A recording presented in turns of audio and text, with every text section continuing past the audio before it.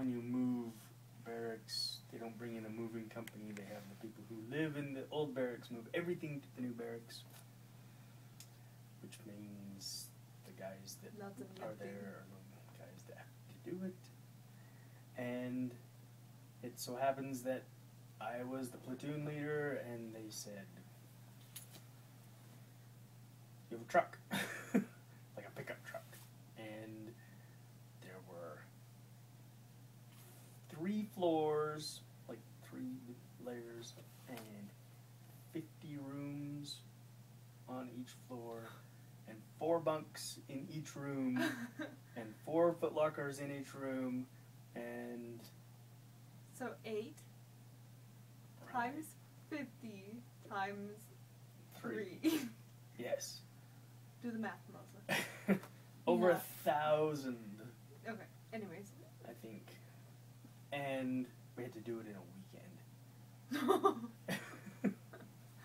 And there was offices. There was an office area with tables and desks and chairs and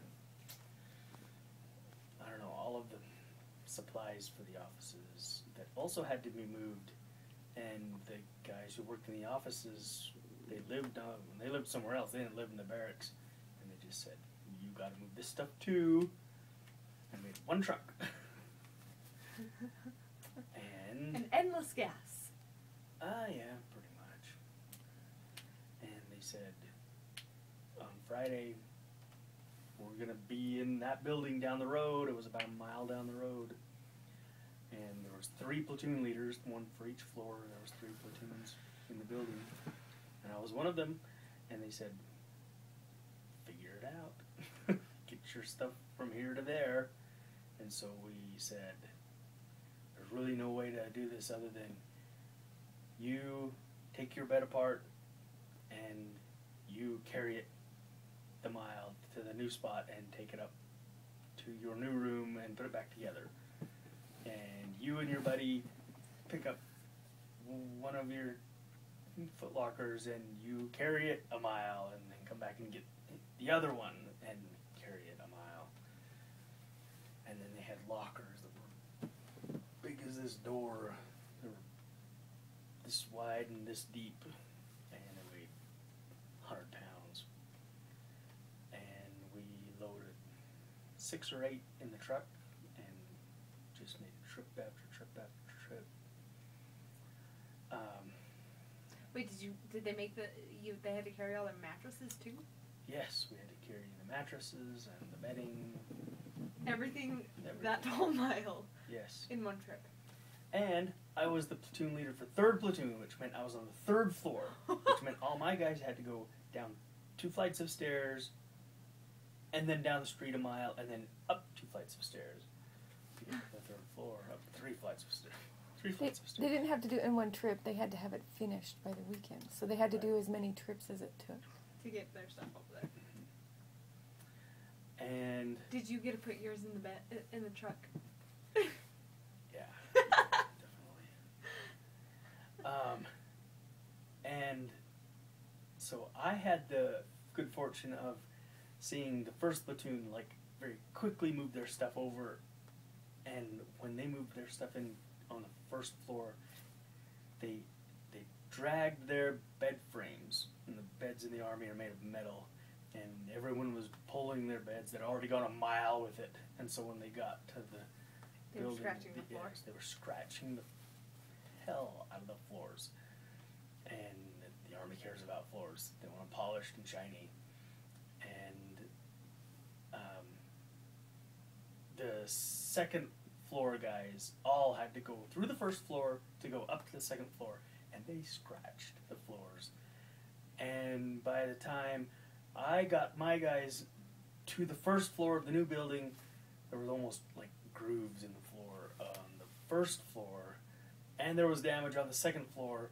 And before anybody went on the 3rd floor, I stopped and said, "Don't let anybody up here." And we went back to the old building and went into the blanket closet. And we took all of the spare blankets and spread them out on the floors upstairs. And didn't let... And so when people dragged their beds, we put them on blankets. Oh, and hold the blanket. And Not slip stress the floor. blanket on the tile floor.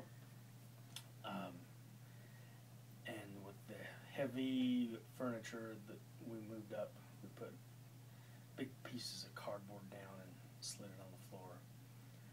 And late Sunday night, when everybody was all moved and everyone else was tired, and all of the office stuff was downstairs on the first floor and nothing was upstairs, I went down and I got a polisher. They have these big, they're almost like riding lawnmowers. Yeah.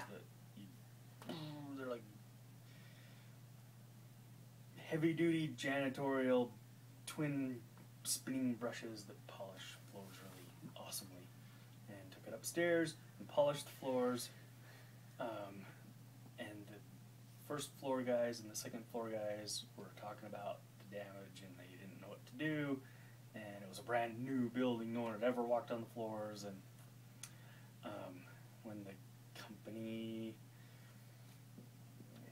commanders and sergeants and men in charge came to say, okay, when we all moved in, they saw the damage and flipped out, and the guy on the first floor was in trouble, and the guy on the second floor was in trouble, and then when they got up to the third floor, and it was like polished and perfect and not a scratch anywhere, and I got lots of benefits and pats on the back.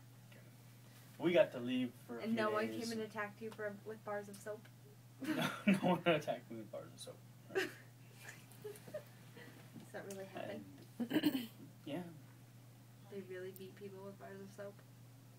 they do. That's horrible. Have you ever seen that movie? A Few Good Men. I think so. Full Metal Jacket. Full Metal Jacket. Full Yeah. Metal Jacket. And they beat the kid with the bar of soap, and then he ends up going crazy. Why not do that? It's motivation to not mess up. He wasn't getting it. And I got a commendation and a "you did a good job" letter. It was awesome. And you didn't get in